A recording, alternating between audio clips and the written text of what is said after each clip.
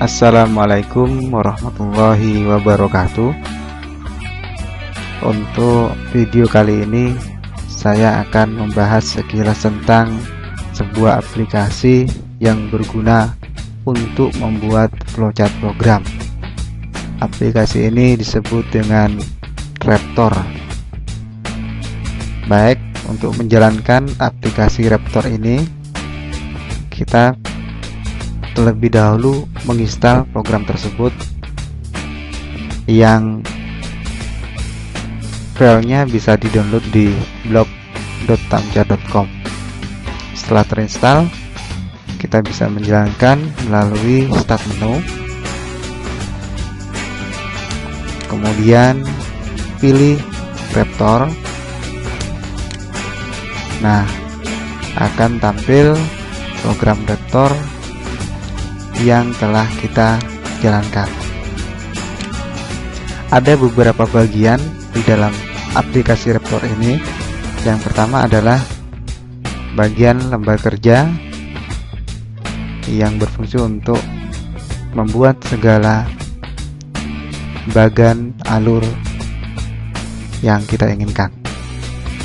Kemudian di sebelah kiri atas ini terdapat beberapa simbol yang berfungsi untuk membantu kita dalam membuat flowchart nanti. Kemudian di kiri bawah ini untuk melihat variabel beserta isi yang telah kita buat. Juga ada toolbar di atas yang fungsinya untuk menjalankan proses dari flowchart yang sudah kita buat. Untuk output program yang telah kita jalankan, nanti kita bisa melihat hasilnya di window master console.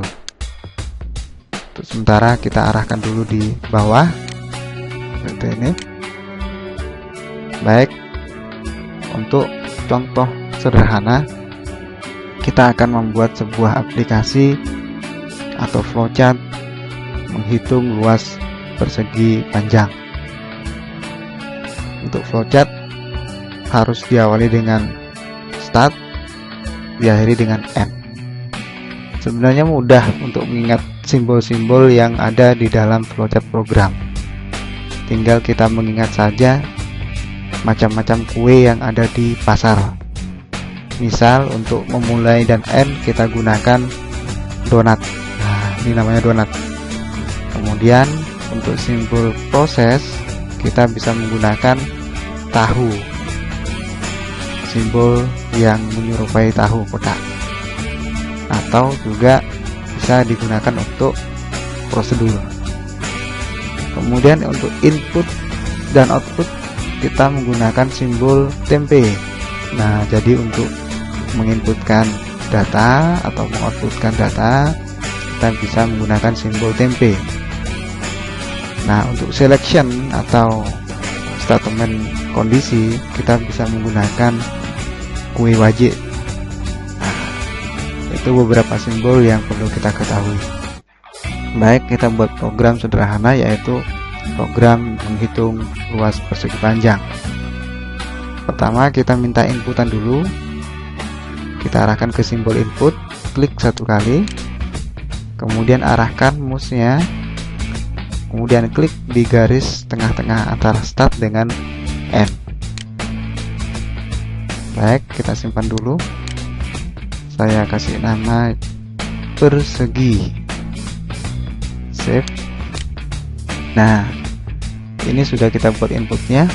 Kemudian kita klik dua kali untuk mengisi teks beserta variabel yang akan kita gunakan untuk menyimpan. Input pertama ini kita gunakan untuk meminta nilai panjang. Untuk menampilkan pesannya kita bisa memberikan misalnya masukkan panjang. Ingat, teks di sini harus dihapus dengan petik 2.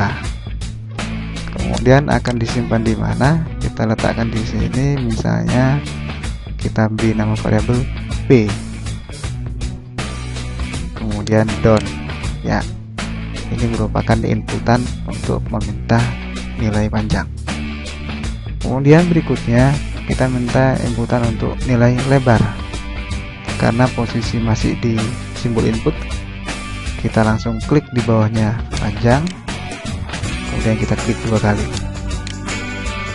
Nah, kita masukkan kembali, masukkan lebar. Ingat, harus di-update T2. Kemudian kita simpan ke variabel L dan dot. Nah, kita sudah minta 2 inputan data, yaitu panjang kemudian lebar. Setelah diinputkan, maka langkah selanjutnya adalah memproses dari inputan tersebut menggunakan simbol assignment. Jadi kalau untuk rumus kemudian perhitungan atau proses, kita gunakan simbol assignment. Klik 1 kali simbol assignment, kemudian arahkan ke panah sebelum N. Nah, di sini kita bisa klik 2 kali. Nah, kita memberikan sebuah rumus persegi panjang, yaitu luas sama dengan panjang kali lebar. Jadi kita masukkan dulu variabel untuk menyimpan hasilnya, yaitu ls. Kemudian kita masukkan rumusnya, yaitu P dikali L. Ya, setelah itu dot. Nah, maka di sini akan tampil luas itu berisi panjang kali lebar. Ini sudah proses. Nah, tinggal kita membuat outputnya, klik output, kemudian klik panah sebelum N. Nah, ini akan menghasilkan output. Kita klik 2 kali outputnya, kemudian masukkan teksnya terlebih dahulu, diupdate klik 2, hasil luas persegi panjang, kemudian update dengan petik 2. Untuk menggabungkan dengan variabel yang sudah ada, kita gunakan simbol plus, diikuti dengan nama variabelnya, yaitu ls. Setelah itu kita klik dot. Nah, sampai di sini kita sudah membuat sebuah program sederhana beserta flowchartnya. Untuk menjalankannya, kita bisa menekan tombol play yang ada di toolbar. Kita coba. Perhatikan garis hijau tersebut, itu merupakan tahapan langkah yang dijalankan oleh Raptor. Nah, di sini kita diminta untuk memasukkan panjang, misalnya panjangnya 34. Kemudian OK. Kemudian diminta untuk memasukkan lebar, misalnya 52. Perhatikan variabel akan terlihat di sebelah bawah kiri beserta nilainya. Kemudian OK. Ya, hasilnya setelah diproses di ls P kali L, maka diketahuilah hasilnya, yaitu ls 1768, di mana inputnya akan ditampilkan di master console. Hasil luas persegi panjang 1768. Nah, bagaimana? Apakah sudah mengerti atau belum sedikit tentang cara membuat flowchart menggunakan aplikasi Raptor? Jangan lupa nyimpannya menggunakan filesheet biasa. Baik, untuk selanjutnya kita mencoba buat sebuah flowchart menggunakan selection atau statement kondisi if. Untuk membersihkan hasil yang ditampilkan tadi, kita clear, kita buat baru pakai new. Oke, kita simpan dulu. Tadi baik, bisa kita akan menentukan bilangan yang kita inputkan apakah bilangan ganjil atau bilangan genap. Kita minta inputan dulu, kemudian arahkan ke panah ini, kita beri teks, masukkan bilangan. Nah, kemudian akan disimpan ke variabel bil, kemudian done.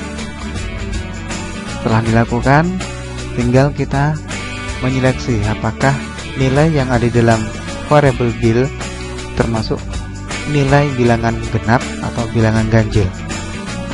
Nah, untuk itu kita menggunakan simbol selection. Kemudian syarat yang harus dipenuhi, kita klik 2 kali di kui wajik ini.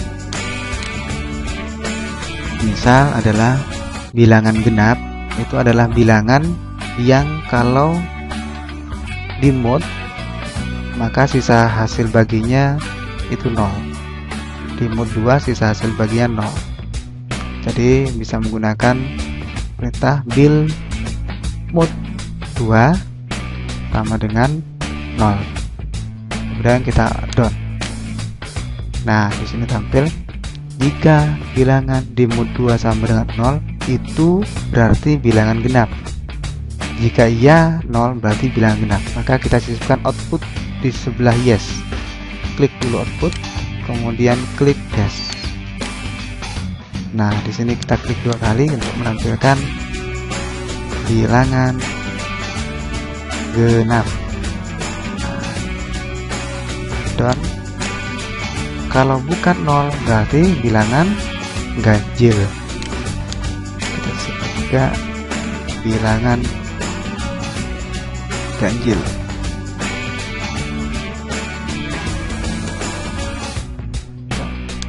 Ya, sampai di sini sudah bisa kita jalankan programnya.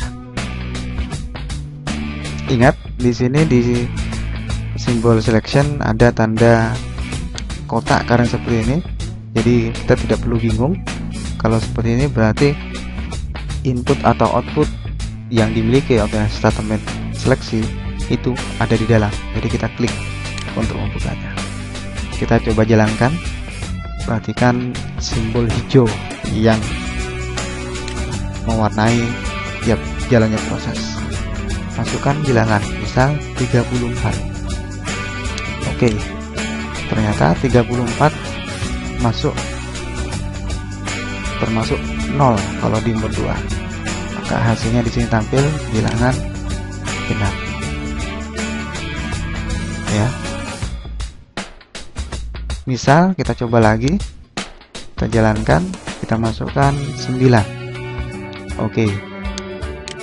Nah, maka 9 termasuk bilangan ganjil karena tidak habis dibagi 2. Baik, mungkin itu sekilas dari aplikasi Raptor, bagaimana cara mengoperasikannya. Ada beberapa fasilitas lain yang bisa kita gunakan. Yang pertama yaitu bisa membuat tabel, kemudian bisa mengkonvert ke bahasa pemrograman diantaranya Java, C++, ya. Kemudian di sini juga bisa menggunakan run. Untuk mengkompilnya kita menggunakan Ctrl F5 boleh. Baik, jadi intinya program Raptor ini adalah program untuk membuat flowchart sekaligus memvisualisasikan hasil dari program yang kita buat. Apakah ada error atau tidak, kita bisa mengetahuinya. Terima kasih. Mungkin sekilas dari tamca.com. Mohon kritik dan sarannya. Wassalamualaikum warahmatullahi wabarakatuh.